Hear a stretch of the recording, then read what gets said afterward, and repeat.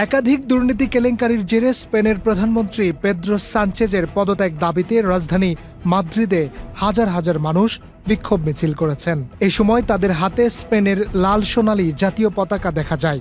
বিরোধী দল people's party এবং কট্টর ডানপন্থী ভক্স পার্টির নেতারা বিক্ষোভ কর্মসূচিতে অংশ নেন। 23 মে স্থানীয় সময় অনুষ্ঠিত এই বিক্ষোভে সংঘর্ষের ঘটনায় অন্তত 7 জন পুলিশ সদস্য আহত হয়েছেন।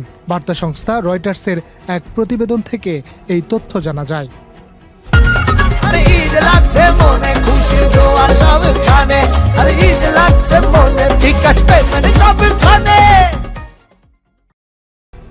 প্রতিবেদনে বলা হয়, মার্চ ফর ডিগনিটি নামে এই বিক্ষোভ কর্মসূচির আয়োজন করে স্প্যানিশ সিভিল সোসাইটি অ্যাসোসিয়েশন। মিছিলটি মূলত শান্তিপূর্ণ থাকলেও এক পর্যায়ে কয়েকজন বিক্ষোভকারী সানচেজের সরকারি বাসভবনের নিরাপত্তা ব্যারিকেড ভাঙার চেষ্টা করলে উত্তেজনা ছড়িয়ে পড়ে। স্প্যানিশ টেলিভিশনে প্রচারিত দৃশ্যে দেখা যায় মুখোশধারী একদল মানুষ মনক্লোয়া প্রাসাদের দিকে অবস্থান নেয়। পরে পুলিশ তাদের আটক করে। এই ঘটনায় 3 জনকে গ্রেফতার করেছে স্প্যানিশ পুলিশ।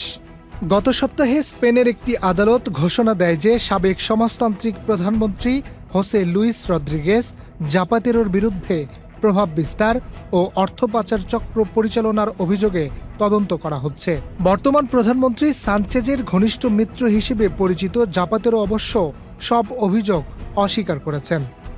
এদিকে বিক্ষোভে প্রায় 80,000 মানুষ অংশ নিয়েছে বলে দাবি করেন আয়োজকরা। তবে মাদ্রিদে স্পেন সরকারের প্রতিনিধি অংশগ্রহণকারীর সংখ্যা প্রায় 40,000 বলে উল্লেখ করেছেন।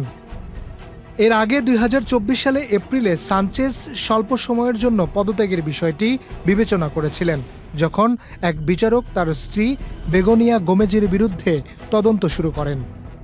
সানচেজ প্রকাশ্যে তার পরিবারের পক্ষে অবস্থান নিয়ে বলেন, এসব মামলা রাজনৈতিক উদ্দেশ্য প্রণোদিত এবং কঠোর ডানপন্থী প্রতিপক্ষের প্রভাবে পরিচালিত হচ্ছে। Harunur Rashid, channel I.